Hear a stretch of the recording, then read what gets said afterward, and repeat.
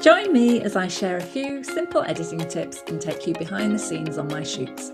Nothing complicated, just little things I've picked up along the way, plus a look at how my photos come together. I'm Jane, welcome to Fig Tree Images. Back to the channel. Today I'm going to show you a couple of edits that I did with this photograph here. You can see it's quite flat, it's very dark, it's not very appealing, a lot of detail's been lost. So what I want to do is give it a nice contemporary bright feel that would suit a nice contemporary bright house. So I did two edits for this one. If you just look in the top left corner, you can see that one, which is kind of a bright blue but still warm. And then I did another one which has a more magenta-y, pinky cast to it. So if we're going to start, we'll start with the pink toned one. So the temperature at the moment is 5550. I'm going to leave it at that, but I'm going to increase the tint to around about 30-ish. There we go, 31. Exposure, I'm going to increase that a bit because we definitely need that, especially if I'm going for a nice bright finish, a nice bright look to it. And then I'm going to leave everything else. I'm coming down to shadow to 57. So increase the brightness of the shadows, just about 55, 56, somewhere around there. Whites, I'll also brighten up those quite a lot. As you can see, that has a pretty dramatic effect. We're losing some detail there, but we can do something about that in a bit. And the blacks, I'm going to, as I said, I want to reveal all this here. This was very black. It has lightened up quite a bit, but let's see what we can do with the blacks, increasing the black quite a bit. So, well, it's decreasing the black actually, increasing the slider. Okay. And then texture, I'm going to bring a little bit of texture in because I think we lost a little bit. We can still see, but I think a little bit we bring back in because that's the interest of a seascape. Clarity I'm going to take down because I tend to do this if I'm preparing a photograph that's going to be for sale as wall art. I like them to have a bit of a softer edge because nobody wants a really stark photograph or a really sort of in-your-face photograph. It needs to sort of blend and soften and fit in with the interior. But I am going to increase the dehaze because I want all this to be more revealed, and I'm hoping that that's going to do that. So let's increase the dehaze a bit. Okay, and that is more or less it, but I'm going to straighten it first of all before I finish. No, there isn't ever a sloping horizon, so we've always got to do that more or less on a landscape shot. And I'm going to remove these two boys here. So that's the erase tool, and I'm just leaving it as the normal erase tool, not the AI, because I'm just wanting to delete a couple of spots basically. And that's that done.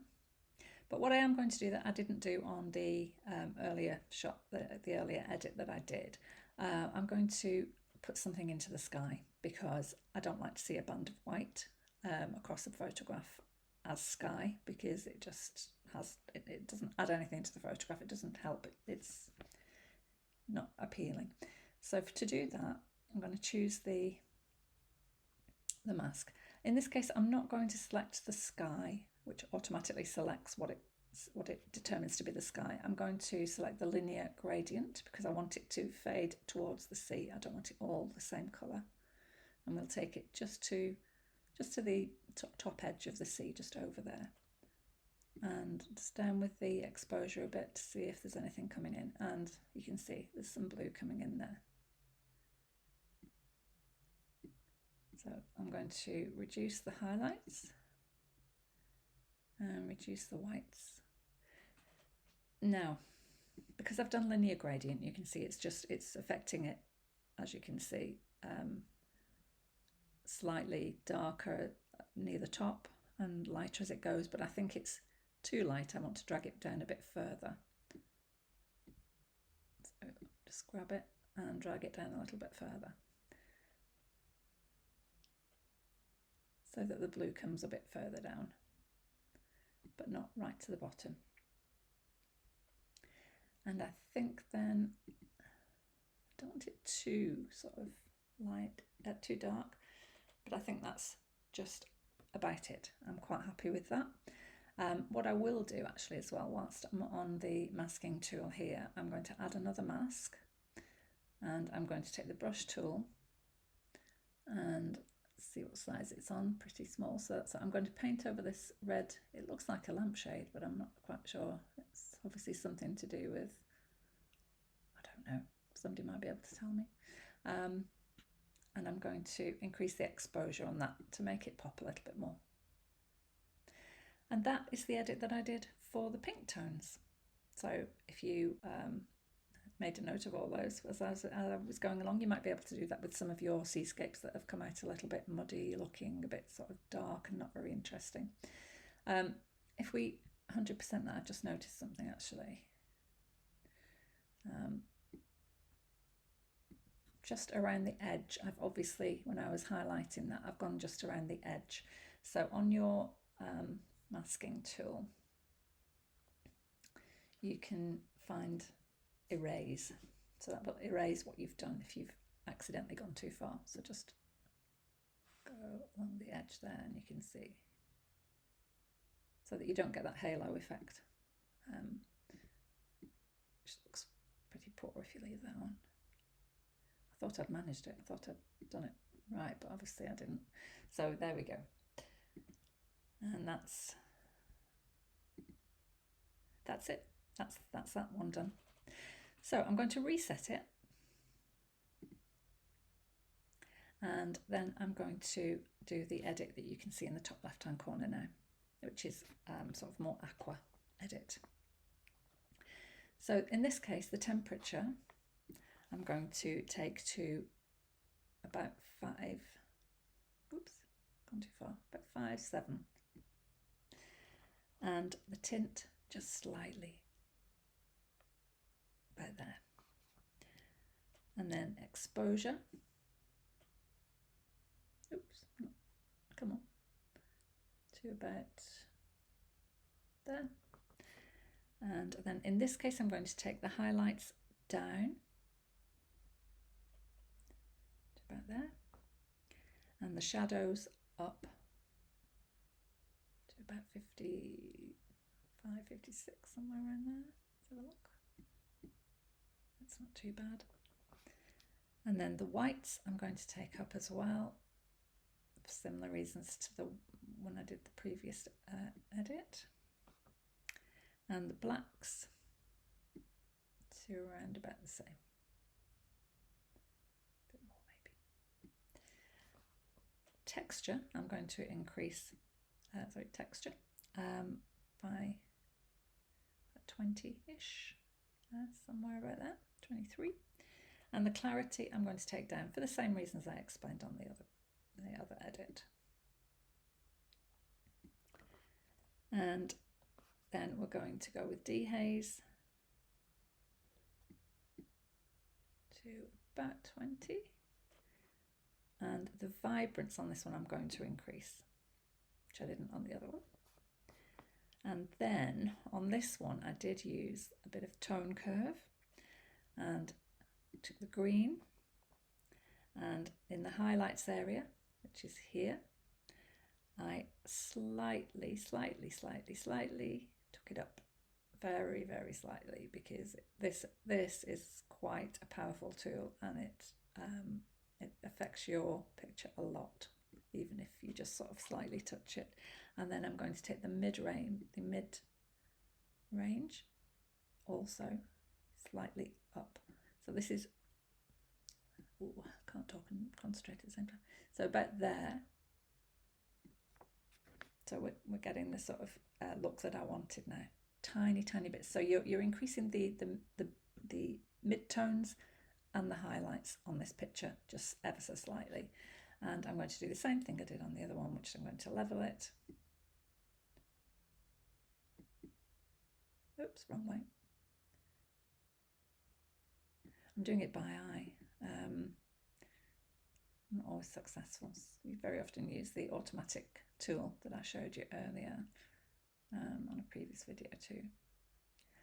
Just take those out as we did with the other one, and then I'm going to add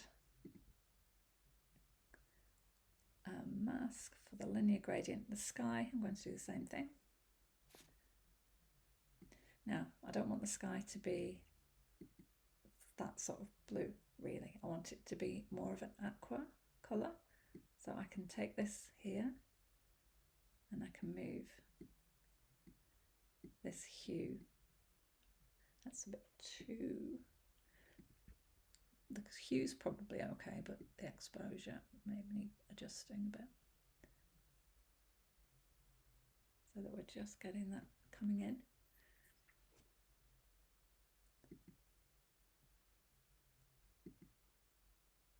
Highlights down a bit. It's probably still a little bit too intense, but if we take the saturation, oops, lost it. Take the saturation. I've completely lost it. Where has it gone? Here. Take the saturation down a little bit. That's better. That's better. And I didn't want to drag it down in this one like I did with the other one. I think that looks fine on this one.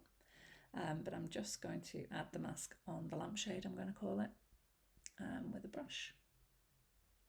If you put it to 100%, it's easier, or even bigger. And then you can sort of, oh, am I still on erase? Let's have a look.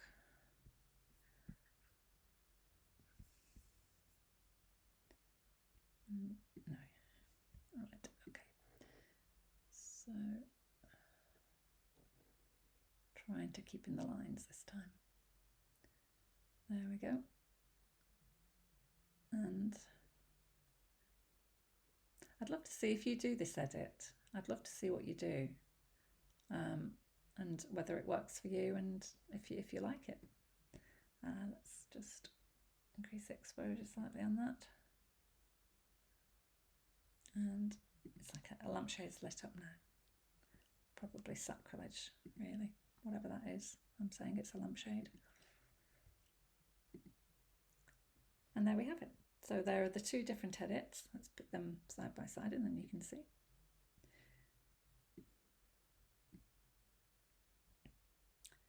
And the original, well, I'd have to reset that one.